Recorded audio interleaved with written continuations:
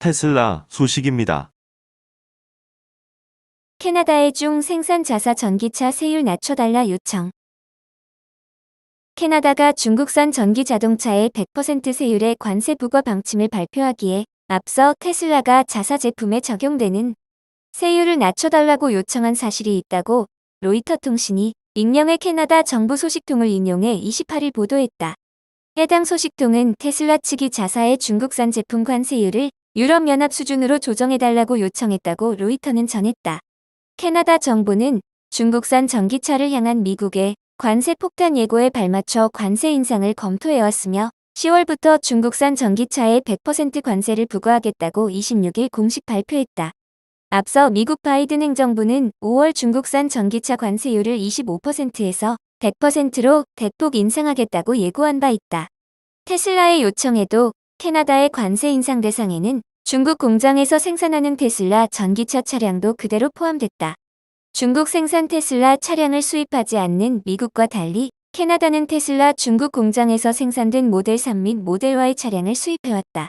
캐나다 통계청 자료에 따르면 중국산 전기차 수입은 2022년 1억 캐나다 달러에서 지난해 22억 캐나다 달러 수준으로 급증했다.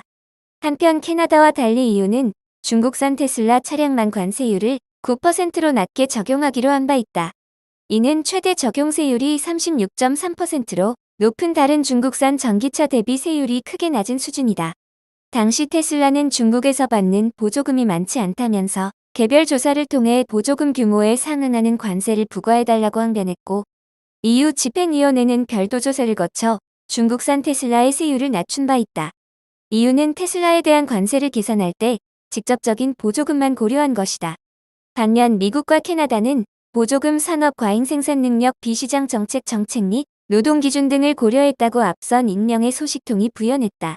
캐나다의 중국산 전기차 고율 관세 부과 발표 방침과 관련 중국 상무부는 필요한 모든 조치를 취해 중국 기업의 정당한 권익을 단호하게 수호할 것이라면서 대응을 예고했다.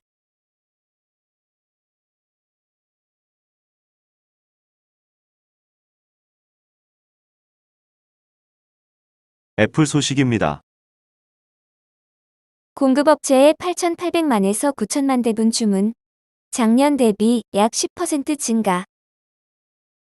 애플이 내달 공개하는 자사의 AI 탑재 아이폰이 히트칠 것으로 기대하고 있다고 니케이 아시아가 29일 보도했다. 소식통에 따르면 애플은 공급업체에 약 8,800만에서 9천만 대분의 스마트폰 구성품과 부품을 준비하라고 지시한 것으로 알려졌다. 이는 작년 새 아이폰에 대한 초기 주문량인 8천만 대분보다 약 10% 많은 수준이다. 애플은 내달 9일 신형 플래그십 스마트폰인 아이폰 16 시리즈를 공개한다. 자체 인공지능 기능 모음인 애플 인텔리전스가 탑재될 것으로 전망된다. 일부 업체는 9천만 대분 이상의 주문을 받았다고 말했다. 다만 애플은 일반적으로 처음에 많은 양의 주문을 한 다음 판매 개시 후 수량을 조정한다고 덧붙였다. 니케이 아시아는 애플이 공급업체에 대량 주문을 했지만 중국 시장에서 치열한 경쟁에 직면해 있다고 지적했다. 중국 시장은 1분기 애플 매출의 약 17%를 차지했다. 지난 2분기 화웨이 테크놀로지는 중국 스마트폰 시장에서 애플을 제쳤다. 이어 애플은 미중 갈등의 영향을 받고 있다. 중국 외교부는 작년에 아이폰의 안전성 위험에 대해 여러 차례 우려를 표명한 바 있다. 애플 공급업체 중 한 곳은 지정학적인 이유로 중국 시장의 경쟁이 확실히 치열해질 것이라는 점을 알고 있기 때문에 애플의 강력한 주문에 대해 매우 신중하다고 말했다. 마이크로소프트 소식입니다. 오픈 AI, 기업 가치 130조 원 이상 평가, 수십억 달러 조달. 인공지능 스타트업인 오픈 AI가 기업 가치를 1,000억 달러 이상으로 평가할 수 있는 추가 자금 조달을 위해 협의 중이라고 28일 월스트리트 저널이 소식통을 인용해 보도했다. 소식통에 따르면 벤처 캐피털 회사인 트라이브 캐피털이 오픈 AI의 자금 조달 라운드를 주도하고 있다. 소식통은 트라이브 캐피털이 약 10억 달러를 투자하고 오픈 AI에 기존 최대 투자사인 마이크로소프트도 추가 투자할 것으로 예상된다고 전했다. 앞서 마이크로소프트는 2023년 1월 오픈 AI에 약 100억 달러를 투자했다. 이번 자금 조달 라운드가 성사되면 오픈 AI는 또 다시 대규모의 외부 자금을 수혈하게 된다. 지난 2022년 11월 오픈 AI의 챗GPT가 공개된 이후 AI 열풍은 이어지고 있다. 구글과 자체 AI 제품을 제공하며 아마존과 함께 전직 오픈 AI 임원들이 설립한 AI 스타트업 엔스로픽에 투자했다. 메타 또한 자체 AI 모델을 개발했다. 오픈 AI가 여전히 챗GPT로 시장을 선도하고 있으나 이 같은 위치를 유지하려면 지속적인 제품 개발이 필요하고 이를 위해선 대규모 자금이 확보돼야 한다. 이와 별도로 최근 오픈 AI의 주주들이 주식 매각을 위해 진행 중인 협상에서 회사 가치가 1,030억 달러로 평가됐다고 WSJ는 전했다. 이에 새로운 자금 조달 라운드에서 오픈 AI의 가치는 그 이상으로 평가될 가능성이 크다고 WSJ는 관측했다. 오픈 AI는 비영리 단체로 설립됐다.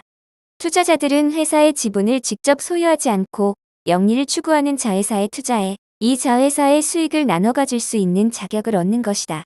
MS는 2019년부터 총 130억 달러를 오픈 AI에 투자해 수익 지분 49%를 보유하고 있다. WSJ는 MS가 오픈 AI에 계속 투자할 가능성이 높다는 사실은 두 회사가 서로 경쟁하고 각기 다른 새로운 파트너십을 형성하고 있음에도 두 회사의 관계가 여전히 중요하다는 것을 시사한다고 평했다.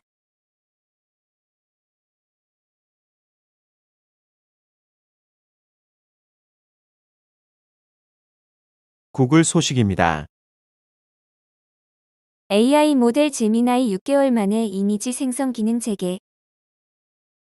지난 2월 백인을 유색인종으로 잘못 생성했다는 논란으로 중단되었던 구글의 인공지능 모델 제미나이의 이미지 생성 기능이 재개된다.